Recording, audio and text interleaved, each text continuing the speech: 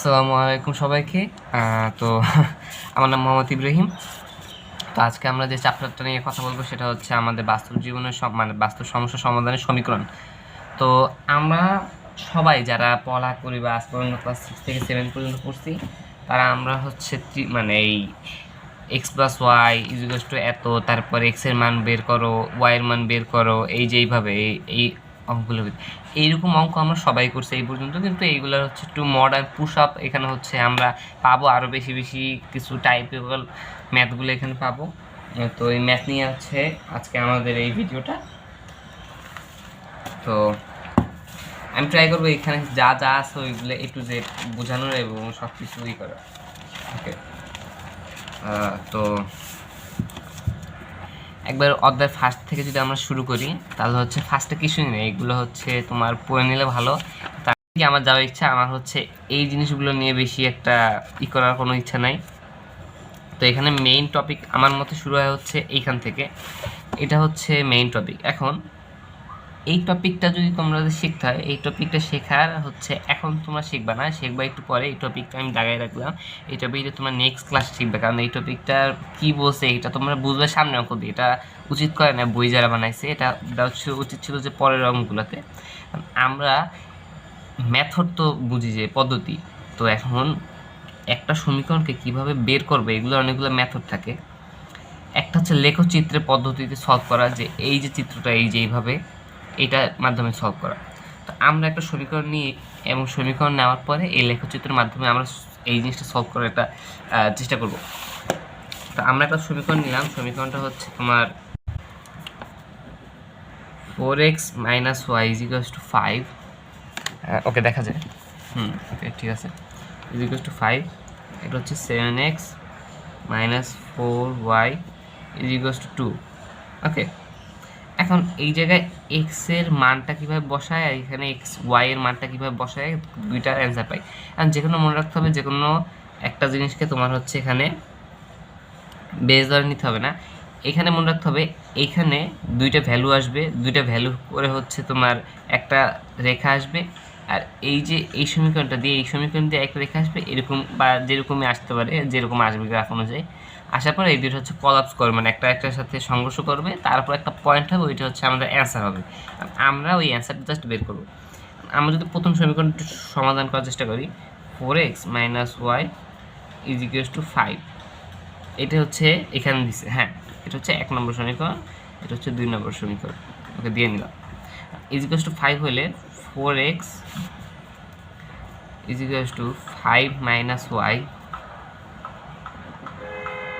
যেহেতু আমাদের ওয়াইটারে যদি আমরা এই পাশে নিয়ে ফেলি তাহলে হচ্ছে আমাদের 5 মাইনাস না হয়ে এটা হচ্ছে প্লাস হয়ে যাবে তোমার, কারণ এখানে মাইনাস থাকলে আমরা জানি ওই পাশে গেলে প্লাস হয়ে যায়।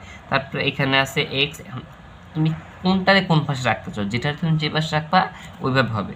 এখন আমি যদি এখানে 4x আছে, এখানে যদি 4টার আমি এই পাশে নিই তাহলে হচ্ছে এক্সের মানের অনুযায়ী ওয়াইয়ের মানটা ভ্যারি করবে, এটা তুমিও জানো আমিও জানি। আবার ওয়াইয়ের মানটার কারণে এক্সের মানটা ভ্যারি করবে। হ্যাঁ, এখন আমার ইচ্ছা নাই যে এইভাবে করার, আমার ইচ্ছাটা হচ্ছে তোমার ওয়াইয়ের মানটা হচ্ছে মেইন করা, মানে এক্সের মানটা মেইন করে ওয়াইয়ের মানটা ভ্যারি করার। তাহলে যদি এটা হয় তাহলে আমার হচ্ছে এই মাইনাসটার ওই পাশে যাবে না, আমি 4xটাকে ওই পাশে নেওয়ার চেষ্টা করব। এখন তোমরা হয়তো, আমি একটু শর্টকাট তোমার দেখাই দিই, এই -5, এই -5টাকে যদি আমরা এই পাশে আনি তাহলে হচ্ছে এটা -5 হয়ে যাবে, এবং -yটা যদি আমরা ওই পাশে নিই তাহলে এটা হচ্ছে +y হয়ে যাবে। তাহলে এখানে হবে কি -5, এই যে এইটা এখানে আসছে এই পাশে, আর এইটার আমরা জাস্ট ওই পাশে নিয়ে নিচ্ছি, তাহলে y হয়ে যাবে। এই একবার সিম্পল, কোনো গোজামিল নাই যে এখানে মাইনাস ছিল, এই মাইনাসটা আমরা এই পাশে নিয়েছি, প্লাস হবে এটা এই। আর এই -5টাকে যদি আমরা এই পাশে নিই তাহলে হচ্ছে প্লাস ছিল মাইনাস হয়ে যাবে। এই এখন এইখানে হচ্ছে এক্সের মান, এখন এক্সের মান তোমরা, আমি একটা ট্রিক শিখাই দিই, এটা হচ্ছে আমার ট্রিক, যে এটাতে অঙ্ক অলওয়েজ মিলে যায়। হচ্ছে এক্সের মান তোমরা সবসময় 4টা নিবা, এক্সের মান অলওয়েজ তোমরা 4টা নিবা। 4টার মধ্যে কোনটা কী কী নিবা, একটা এক্সের মান থাকবে হচ্ছে তোমার 1 2 3 4 এক্স আর ওয়াই। হ্যাঁ, একটা এক্সের মান থাকবে হচ্ছে -1, একটা থাকবে +1, আর আরেকটা থাকবে 0। আর যে কোনো একটা নিতে পারো, প্লাসে নিতে পারো, মাইনাসে নিতে পারো, তাহলে একটা নিলেই হয়, যেমন আমি 2 নিছি। এর মানে তুমি এটা বুঝবা যে যখন আমরা এই টাইপের অঙ্ক করব তখন আমাদের অলওয়েজ প্লাস মানে একটা ঋণাত্মক মান এবং একটা ধনাত্মক মান এবং একটা ঋণাত্মক না ধনাত্মক না মানে শূন্য, এই তিনটা মান বসাইলে আমাদের গ্রাফটা একবারে সুন্দর আসে। আর তারপর হচ্ছে আমাদের এখানে তোমার -1টা যদি আমরা এখানে এই সমীকরণটা আসছে আমাদের এই যে এই সমীকরণটা যদি আমরা x এর মান -1 বসাই। ওকে, আমি তোমাদের এখন একটা ক্যালকুলেটর ট্রিক শিখাবো, এটা দিয়ে হচ্ছে তোমরা এই ম্যাথগুলো হচ্ছে একটা ই করো। তো আমার কাছে হচ্ছে এই ক্যালকুলেটরটা আছে, তোমাদের কাছে যদি ওই 100 থাকে সেম প্রসেস, কোনো ই নেই। তোমরা জাস্ট এখানে একটা সমীকরণটা, এই যে সমীকরণটা আমরা দিলাম, এই সমীকরণটা এই যে এই সমীকরণটা পেলাম, এই সমীকরণটা তুমি ক্যালকুলেটরে উঠাবা। কীভাবে উঠাবা? আলফা দেওয়ার পর এখানে যদি একটু দেখতে পারো এই যে এই জায়গায় আশা করি দেখবা, হ্যাঁ এখানে দেখবা এক্স আছে। এই এক্সটা হচ্ছে ভ্যারিয়েবল, মানে একটা ভ্যারিয়েবল হিসেবে কাজ করে, যে এক্সের মধ্যে তুমি মান স্টোর করতে পারবা। তো এখন আপনি এক্সের মধ্যে এই যেমন এখন দেখো, এখন আমি এক্সের মধ্যে এই যেমন আলফা দিব, আলফা দেওয়ার পর এক্স দিব। আমাদের ফার্স্টে ছিল কি 4x, তো আমি এক্সের পাশে একটা 4 দিলাম, তারপর হচ্ছে মাইনাস ছিল -5, হ্যাঁ ওকে এইটা ছিল।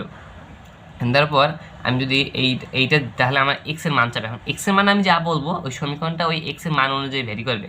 কারণ আমি এক্সের মান যদি বলি এক্সের মান হচ্ছে -1, তাহলে ও আমাকে ডাইরেক্ট -1 মানে 9 দিতেছে। কারণ কি 4-এর সাথে -1 যদি গুণ করা হয় তাহলে কত আসে? -4 আর -4 আর -5 ইকুয়াল টু কি? -9। তো আমাদের এটা অনেক বড় সুবিধা যে এরকম। এখন ওয়াই এর মান কত? -9। এই -10 দিও, আবার ই করো না, তাহলে অঙ্ক পুরো কাটা যাবে। আবার যখন তুমি এটা দিবে এক্সের মান আবার তোমার কাছে যাবে। এখন আমি দিব এক্সের মান 1, +1 এখানে না দিলে হয়, 1 দিলেই বোঝা যাবে যে +1। এখন আসছে -1, এখন আমি আবার দিব, এখন আমি এক্সের মান দিব 0, এখন আসছে -5, এখন আবার দিব এক্সের মান হবে হচ্ছে 2, এখন হচ্ছে +3। হ্যাঁ এই যে এইভাবে তোমার হচ্ছে একটা সমীকরণ, এই যে এই সমীকরণটার মান আমরা পাইছি। পরীক্ষায় ভুলেও আমার মতো এরকম কাটাছিড়া করে লিখতে যাও না, পুরো মার্ক কেটে দিবে পরীক্ষা। তোমাদের স্কুলে স্যার যেভাবে তোমাদের বলবে যে তোমরা এই মেথডে বা এই নিয়মে তোমরা আস্তে আস্তে ম্যাথগুলো সলভ, আমি জাস্ট দেখাইছি কীভাবে আমি সলভ করার টেকনিকটা দেখাইছি, কিন্তু খাতায় কোনো সময় এইভাবে লিখবা না। এখন রাফ করবা বা করবা তখন এইভাবে করবা, এইভাবেই মূলত অঙ্কগুলো করে, কিন্তু তারা আর সুন্দর করে। আমার হাতে লেখা বিচ্ছিরি আমি জানি। ওকে, এটা হচ্ছে আমাদের প্রথম সমীকরণটা পাই গেলাম। প্রথম সমীকরণ আমার কাছে এখন গ্রাফ পেপার নাই, এক্সট্রিমলি সরি, কিন্তু আমি যদি একটু মানে খাতা আঁকার মানে একটা চেষ্টা করি, খাতা আঁকার যদি চেষ্টা করি গ্রাফটা কেমন যাবে, যেমন আমি একটা দাগ দিলাম এরকম। ওকে,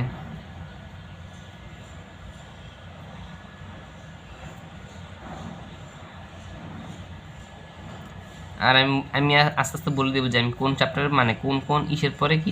এখন আমি যে প্রতিস্থাপনটা মানে করাইতেছি, এরপরে আমি তোমাদের 3টে টেকনিক মানে এই যে লেখচিত্রের পর প্রতিস্থাপন, তারপর আর যে মেথডগুলো আছে প্রতিস্থাপন, অপনয়ন আর গুণন, এই 3টার পরে হচ্ছে তোমাদের ওই যে প্রথমে একটা ছক দেখাইছিলাম ওই ছকটা, এবং সাথে আরও কিছু এক্সট্রা জিনিস আছে যে কখন এক্সের মান এরকম হবে, কখন এক্স, কারণ এই এক্স আর এই দ্বিঘাত সমীকরণগুলোতে একটু মানে একটা মানে ব্যতিক্রম টাইপের বলতে পারো, ওইগুলো আছে। ওইগুলো শিখলেই হচ্ছে তুমি অধ্যায়ের উপরে একবারে পারদর্শী হয়ে যাবে আমার বিশ্বাস। এখন আমরা এই জায়গায় একটু মানগুলো বসানোর চেষ্টা করি।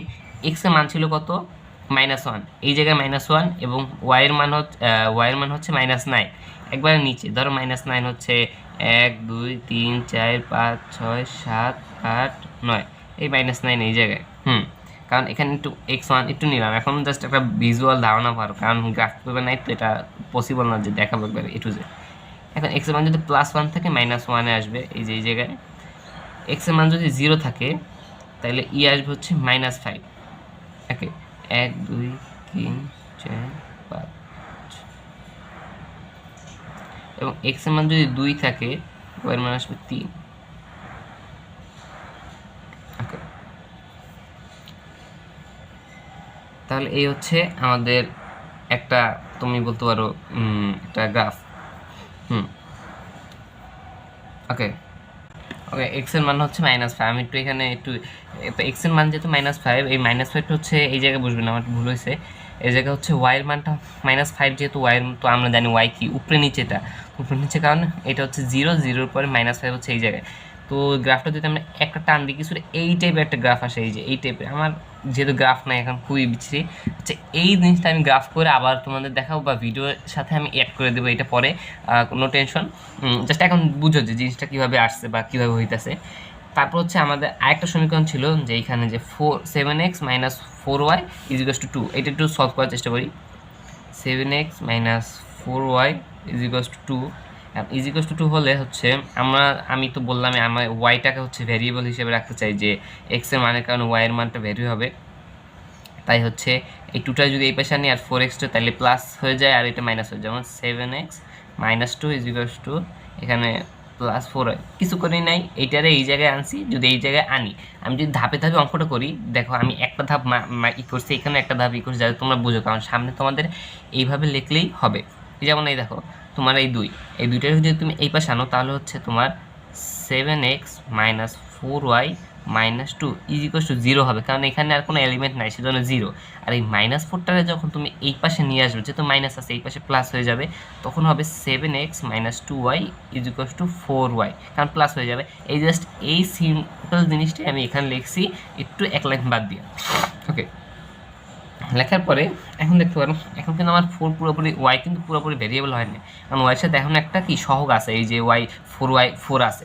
কারণ 4টাকে যদি আমরা এটা নিচে নিয়ে আসি, 7x - 2 / 4 = y যদি করি, এখন আমাদের ওয়াইটা একা হচ্ছে, এখন এক্সের কারণে ওয়াইটা ভ্যারি করবে। এখন ওই তো সেম বললাম, সেম টেকনিক, এখন আমরা ক্যালকুলেটারে সেই জিনিসটা করবো। এখন ক্যালকুলেটারে এই সেম জিনিসটা উঠান যায়। তোমরা যারা 100 ml ক্যালকুলেটার আছে, ওইটাতে আমি দেখাই দিতেছি। 7 আলফা দিয়ে এক্স, এই আলফা দিয়ে তোমরা এক্স দিবা। ওকে, আলফা এক্স -2, তারপর হচ্ছে একটা ব্র্যাকেট, দেন / 4। এই হচ্ছে আমার পুরো সমীকরণটা, দেখতে পারো ভালো করে। 7x - 2 / 4 এখন। হ্যাঁ, কারণ আমি যদি এটা দিয়ে এখন এক্সের মান যাবে আমার কাছে। এখন এক্সের মান আমরা ওই আগের বার যে মানগুলো ধরছিলাম, এবার সেই মানগুলো ধরবো, তারপর দেখবো যে আমাদের কি আসে, দেখি চলো। ওকে,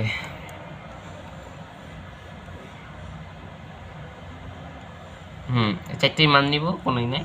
এক্সের মান হচ্ছে -1 +1 0 2। এখন এক্সের মান যদি -1 ধরি, তাহলে আসবে হচ্ছে -9/4 -9/4, বা যদি তুমি পয়েন্ট ই করো -2.5 আসে।